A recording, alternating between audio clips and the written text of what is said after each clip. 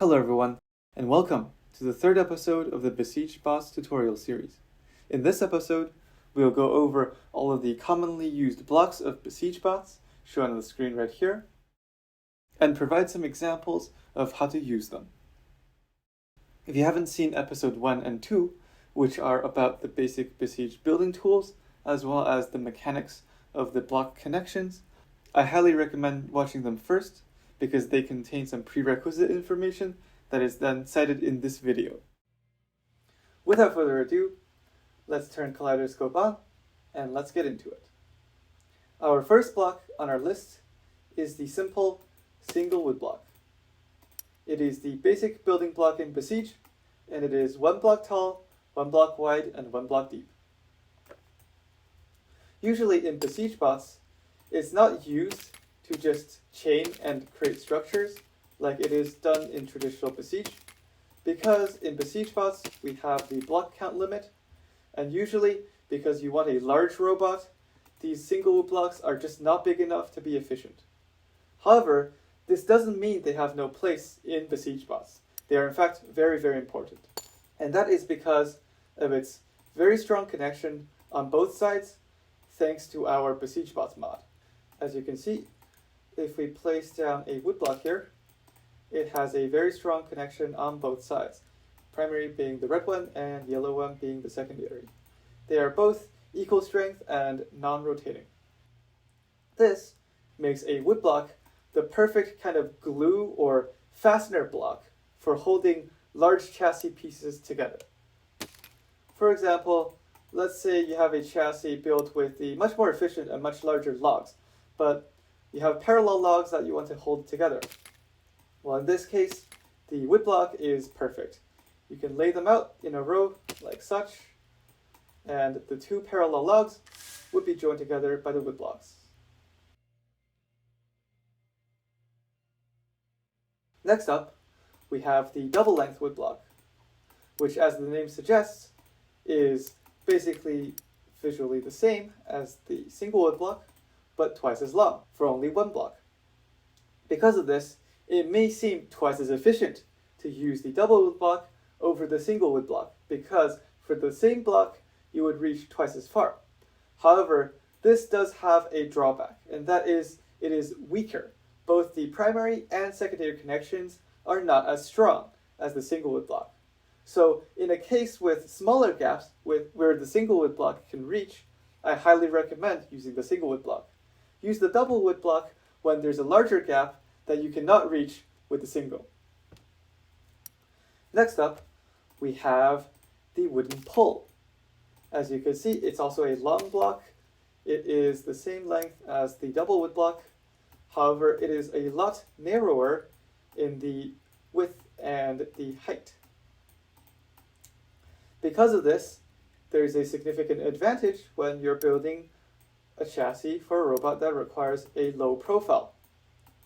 For example, you can see here, if we built the chassis out of the wooden poles, it would be about 0.4 of a block less tall if laid horizontally than the double wood block, which means this is especially advantageous when you're making chassis for things like low profile overhead horizontal spinners. You want the spinner to hit as low as possible, but the chassis sits underneath the spinner, so you want to save as much height as possible with the chassis so your spinner would hit as low as possible. And in this case, something like the wooden pole would be very useful. However, of course, as a block with unique advantages, the wooden pole also has drawbacks, and the main one is connection strength. Although it has connections on both sides, these connections are both a lot weaker than that of the double wood block, and also, of course, even weaker than that of the single wood block. So of the three we've talked about so far, the single wood block is the strongest, but it is also both short, but also not low profile. And then the second strongest, we have the double length wood block, which is longer. And then the third strongest, the weakest overall here, is the wooden pole, but it has the low profile advantage. The fourth and final of the basic chassis building wood type blocks is the largest, the log block. As you can see, it is 1 by 1 by 3 blocks in size, making it by far the most efficient for building large chassis frames. However, it is not without its special features. As you can see, there is a connection on both sides. Unlike something like the woodblock, which has the same connection on both sides, same strength connection on both sides, the log is very different. The log's smaller side, the primary connection, is very, very weak. So it is not advised to use this in something like a chassis. For example, I can pin the starting block here and I have the log connected using the small weak side, and it is very easily just broken off. The other side of the log is a very different story.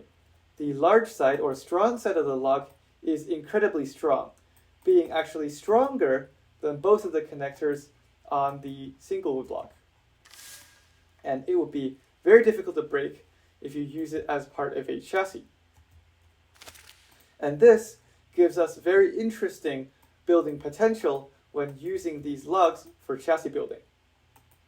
For example, you can't just chain them, because if you chain them, the primary connection, you can see the red primary connection on the small side, would override the yellow secondary connections, which are the strong ones. And this would not make for a very, very strong frame. However, if we just simply space it apart like such, now the primary connections would be far away enough that they wouldn't override the secondary connections, but the secondary connections would still reach the next log in line, which would make for a stronger chain. The most common use for log secondary connections is called a double strong log, because it features two strong sides of logs pointed at each other. And because secondary connections do not overwrite each other, they both work, which makes this even stronger, having two strong log connections working in tandem. With the drawback that it cannot be chained, because it's the weak primary connections on both sides. This means it's often used in chassis as a longitudinal frame component held together with wood blocks like this.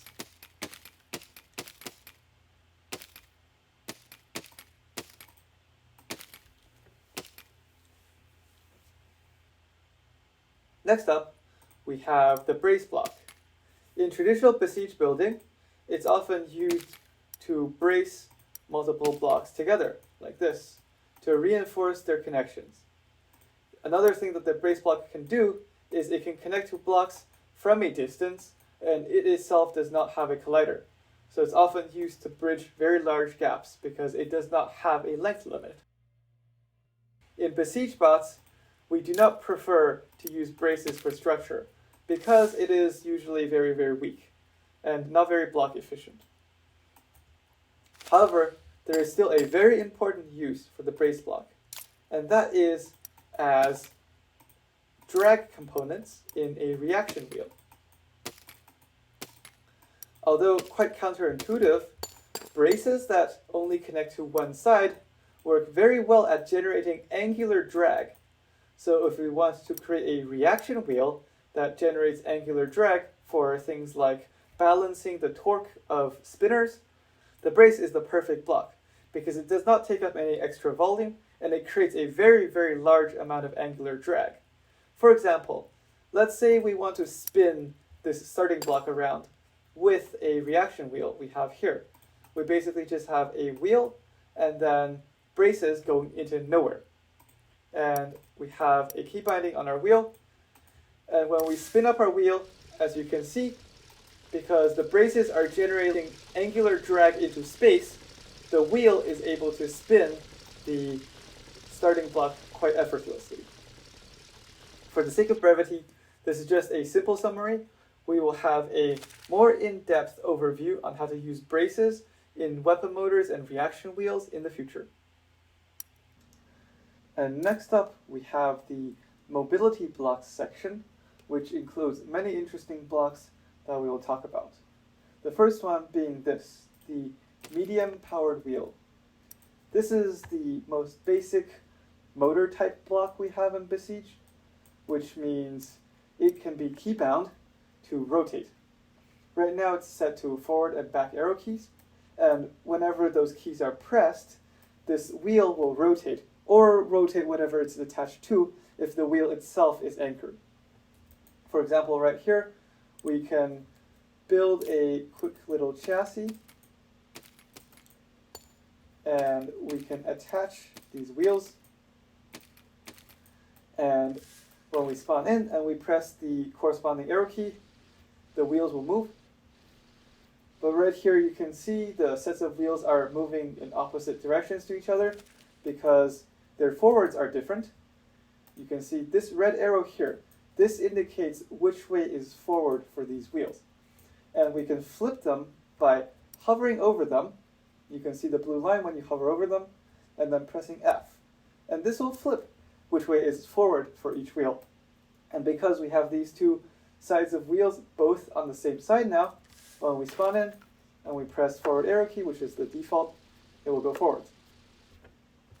There are a couple of other settings for these wheels. The first one being the speed slider, which is very self-explanatory. We can increase that to 2 on the slider, and now we have a faster vehicle. Of course, with the no bounds mod, we can go even higher than 2. We can go 3 or 4. But for drive, that is not allowed. It is only allowed for weapon motors, depending on your spinner diameter. There are a few other settings that are Besiege Bots specific that are also quite useful and quite interesting. The first one here being the friction slider.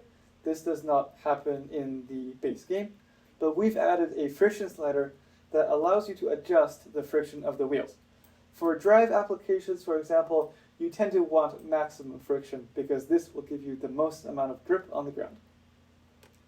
We also have this spin up time slider, which allows us to set the spin up time of the motor. For example, if we want these wheels to spin up to top speed in 3 seconds instead of instantaneously, we can copy and paste these into the wheels.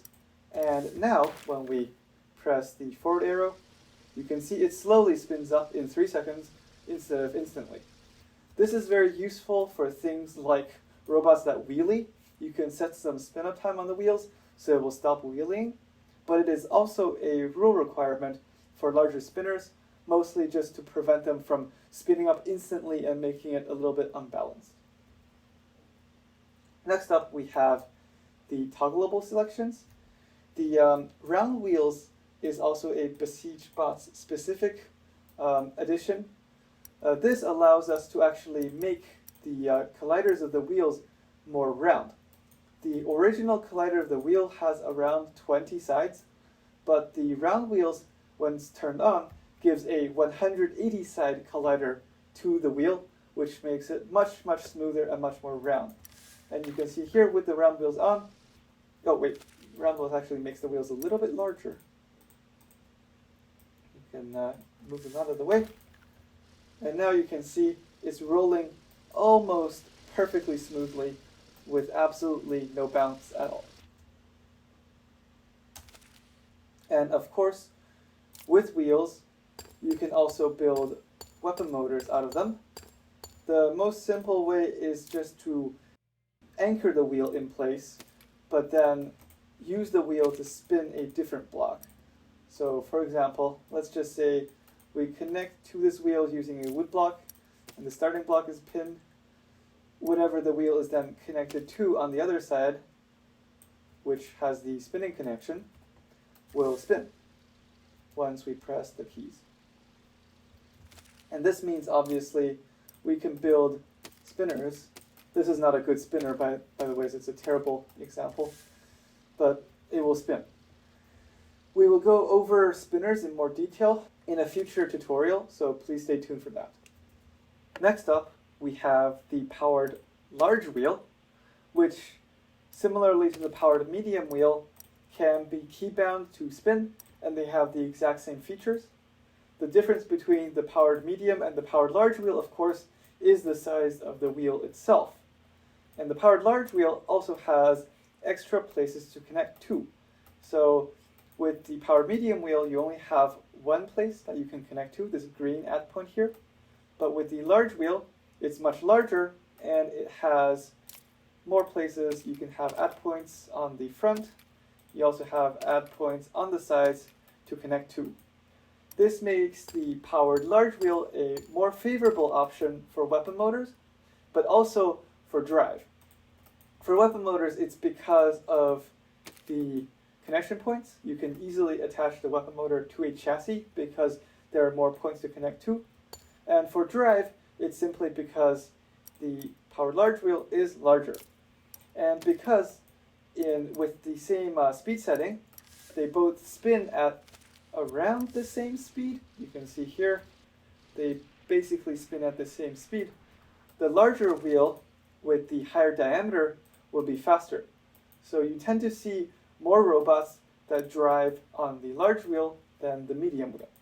The only cases where the medium wheels are usually preferred is in things like overheads or shell spinners, where you want the chassis to be as low as possible, and the medium wheels being much smaller and much flatter, of course, you can put that in a much more compact chassis. But on much of the builds that are large, like vertical spinners or control bots, the powered large wheel is preferred. Next, we have another motorized block, but this one isn't a wheel. This is the powered medium cog. As you can see, it is around the same size as a powered medium wheel, and it also has a spinning mechanical connection here, and you can also give it the same keybinds.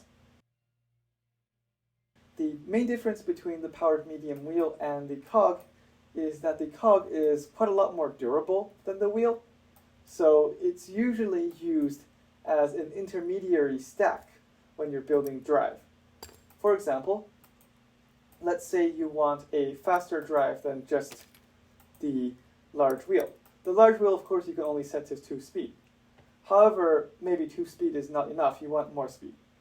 This is when stacking of motors becomes important.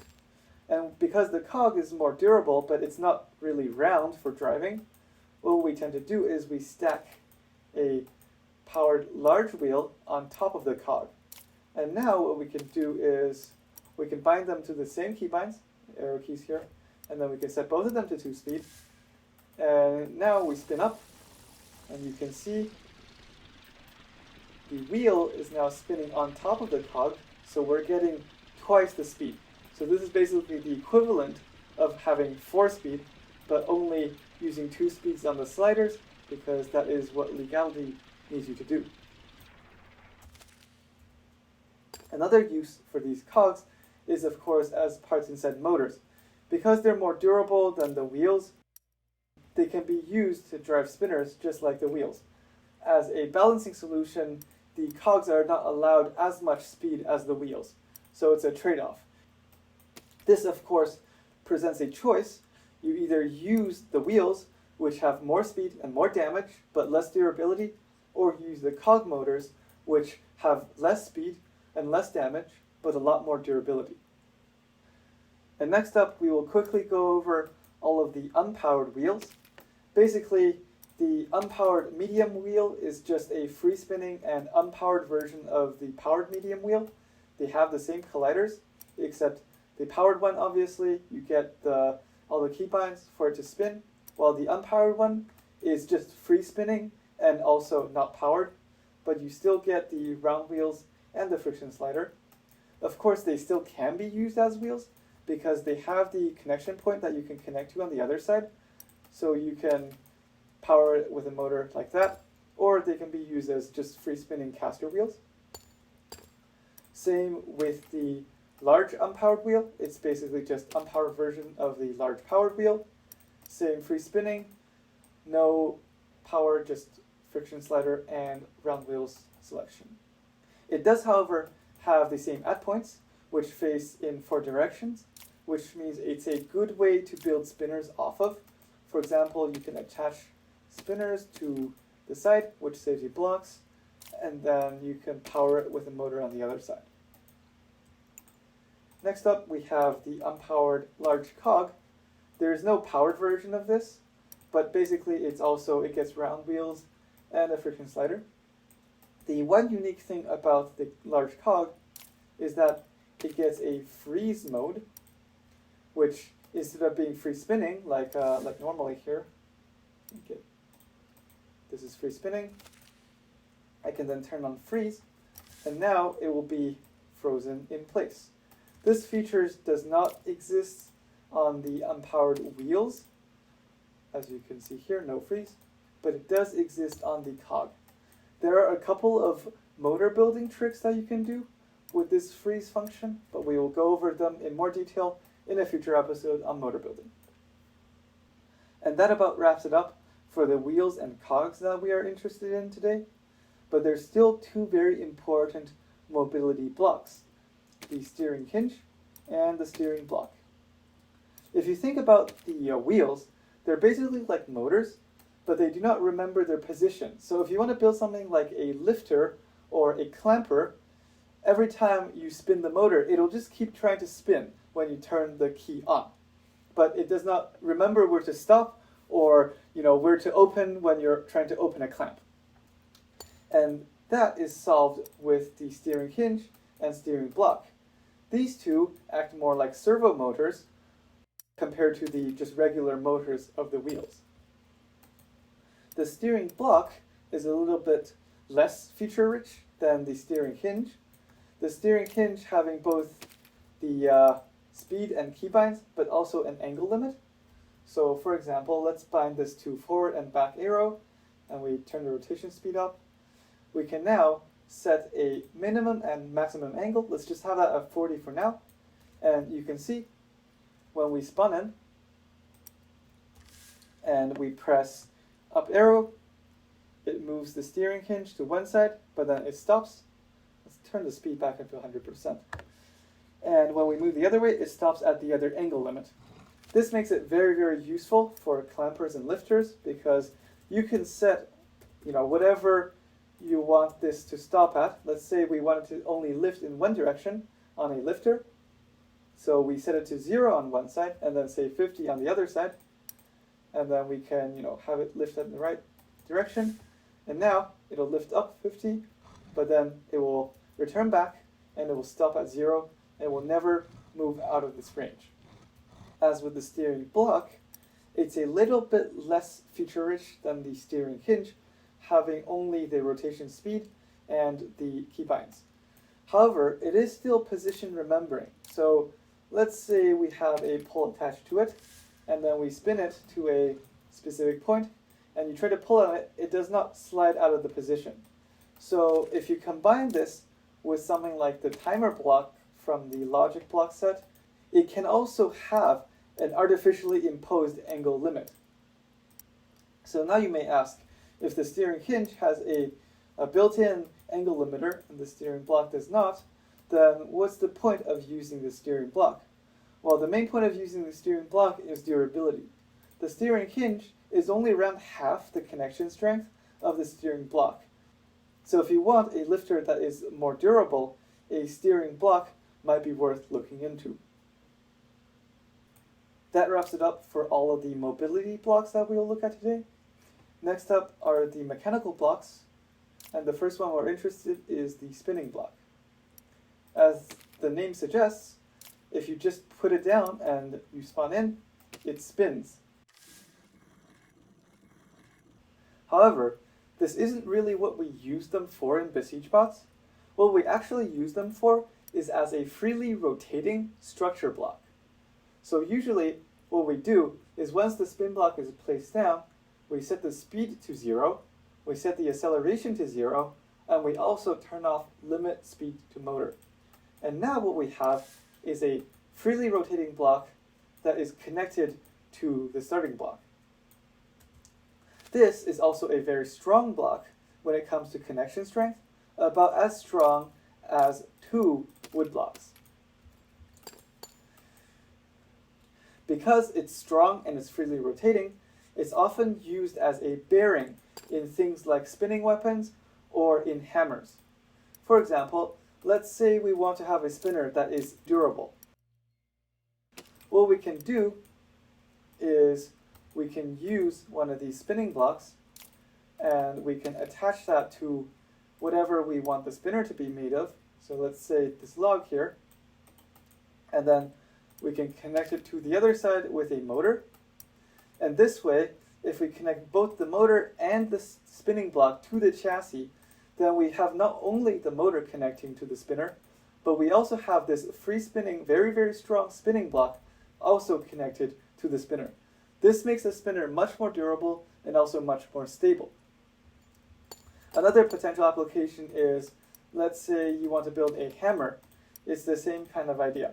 You can have the hammer motor, but you can also have a spinning block or multiple spinning blocks connecting to it. And this way, the hammer is much more stable while still being freely rotating. And next up, we have the suspension block. This block is basically the floating block attached to a spring attached to another block. And when used by default, like in normal Besiege, it's basically just a suspension piece. However, in Besiege Bots, our Besiege Bots mod allows it to do something else. It allows it to act like a pneumatic or hydraulic actuator. There is this selector here that says none when there's nothing selected, but you can use the arrows and then you can turn it into a pneumatic. And now you have keybinds for extend and retract, and sliders like how stiff you want the pneumatic to be, and how much dampening you want it to have, as well as things like how fast you want it to feed, as well as the limits to how far it can extend. And when you have these set to your correct values, you can then spawn in, and then you can press the corresponding keys, and now you have basically the equivalent of a pneumatic in Besiege. And the same thing you can do with hydraulics. Hydraulics are a little bit slower, but they exert more force. And you can see when you're pressing the keys, it will move like a hydraulic. This will be especially useful for something like a flipper robot. I can bring one out right now, and you can see it has the pneumatic blocks, and when we press fire, it flips by firing the pneumatics. And next, we have a very important block, the grabber block. Normally in stock Besiege, what it's used for usually is to attach onto other blocks or level objects, as you can see here. Once its blue special connection hits another block, it will be connected, and it will actually form an invincible connection. However, this isn't usually the way we use it in Besiege Bots, because grabbing onto opponents or grabbing onto the ground have been both made illegal. However, this doesn't mean that this is a useless block at all. It's used very prominently because of its connection. This connection can attach onto just about any block without limitations and from any angles. This includes the fact that it can attach onto itself, which most other blocks cannot do. For example, let's try to have a spin block attached to the grabber, and it is not connected. With grabbers, they will connect happily onto other grabbers. Because of this, and because of the connection being invincible, it's very useful in the construction of spinners. For example, we have this shell spinner here, made mostly of grabbers, and you can see it's just grabbers attaching onto other grabbers, and because it can attach from any angle as long as the connection reaches, it will be able to form just about every shape desired. For example, we also have a grabber bar that's just a straight bar, or we can see a hammer. This is curved, but this can be really any shape you want, as well as using grabber for armor. Similar to spinners, because the grabbers are very strong and can attach to just about any block, you can see here I have the grabbers extending my wedge. They are attached to the side of the wedge and makes my wedge a little bit wider, which helps protect my wheels. And that is it for now for the mechanical blocks section. Next up, we move to the weapon blocks, which ironically aren't often used as weapons. Our first block of interest is the blade. Normally, if you play Besiege, the blade is used to deal damage to our enemies. However, this isn't usually the case in Besiege Bots, because the blade block does not make for a good spinner material. It's very thin and it's very light, which doesn't usually lend it the impact you need to do real damage in combat robotics. However, the blade is still very prominently used, mostly as an armor panel. You can see in this robot here, the entire front wedge is constructed of blades. The reason we use blades so much for things like front wedges is because it's very thin, which means when angled very shallow, it's very, very good at getting under things. Especially for things like this, which is a vertical spinner, or a control bot, when you really want to get under things, use blades on your front wedge. Another use for blades, of course, because they're large and flat, is as armor. You can see on the side of this robot here, we have some blades to protect our wheels. And we have another example here. We have this mid cutter, which has treads, and these blades act as armor paneling to protect them. Next up, we have the shrapnel cannon, the cannon, and also the water cannon. Usually in Besiege, they fire their respective projectiles to deal damage, and they can be used like that in Besiege Bots. However, they really don't deal that much damage because their power is quite limited and they're quite small, which means even if they're flying very, very quickly, they don't deal as much continuous damage as a spinner would do. However, they share a very important trait, these three blocks, and that is they're very, very heavy. And because of that, they tend to be used to add weight to a robot's chassis or to a robot's weapon. For example, let's take a look at this vertical spinner here. And it has a pretty substantial weapon. And you can see here, it has these cannons to add weight. You can also see something like this. This is a drum, which is made mostly of cannons, which makes this drum very, very heavy. And lastly, we can see adding weight to chassis. We have this overhead spinner, and to add some weight to the chassis and also to help protect the wheels a little bit, we have cannons in the front and cannons in the back. And that concludes our tour of the weapon blocks. Next up, we have the defensive blocks, or the armor blocks. And the block we're especially interested in is the Plow, because it is the largest armor block of them all. The Plow has one connection that connects to whatever block it's attached to, and it is also unbreakable. Combined with its very large hitbox, it makes for a very good way to armor up robots, especially against horizontal spinners. You can see on some examples here, this vertical spinner has two plows on each side of its wedge, acting as armor, as well as on smaller robots, potentially one plow wide would be enough. You can also see I have plows here guarding the hammer's motor. Overall, the Plow is a very, very useful armor block that can be applied to most parts of a robot to provide protection. And now, we will take a look at the last section of blocks we will go over today, the flying or aviation blocks. The first block we are interested in is the flying block. This block is basically just a thruster that generates thrust in a specific direction once the button is pressed. We of course have a keybind for whatever button turns it on, and we can adjust the flying speed, which is actually the thrust generated by the flying block. The maximum allowed value for Besiege Bots is 2, and as you can see, when I press the button, it just generates a thrust in the direction it's pointed in. This is especially useful for applying downforce on robots. For example, let's take a look at this vertical spinner again. It has 5 flying blocks because that is the maximum allowed number for the weight class of super heavyweights. And these flying blocks are all reversed, which means they generate thrust in the opposite direction of which they are facing. And they all have the maximum thrust turned on.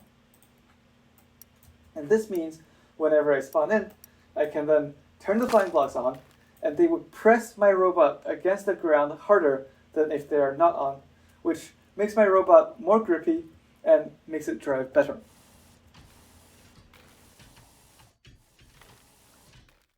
And lastly, we will talk about the wing panel block. The wing panel block is part of the aerodynamic block series, which means it generates aerodynamic lift once it is moving.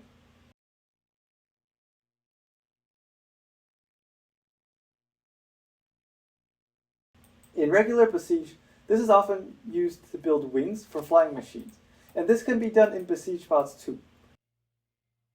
The main use in Besiege Bots is just as a structural block, because with the Besiege Bots mod, we can actually disable the aerodynamic effects of the wing panel, which means it's just a very large block with connection points on all sides that are very, very large. This makes the wing panel an excellent block for filling gaps in a robot. For example, we have this robot here. It has logs for the size of its chassis, but there is a very large section in the middle that needs to be filled up efficiently and strongly with as few blocks as possible. And in this case, the wing panel is a perfect choice. We can see on this spot as well, the sides of the chassis are logs, but the inside fill are 5 wing panels. A similar thing for our drum bot, as you can see, the wing panels in the back are used to bridge the large gap in the back chassis. In conclusion, overall, the wing panel is a very useful structural block, but it can also, of course, be used for its aerodynamic effects. And that wraps up the commonly used blocks of Besiege Bots. Stay tuned for the next episode, where we will go over step by step how to build a simple but effective weaponless wedge robot, and also the basics of how to keybind and drive the robot. That's it for today. Thanks for watching.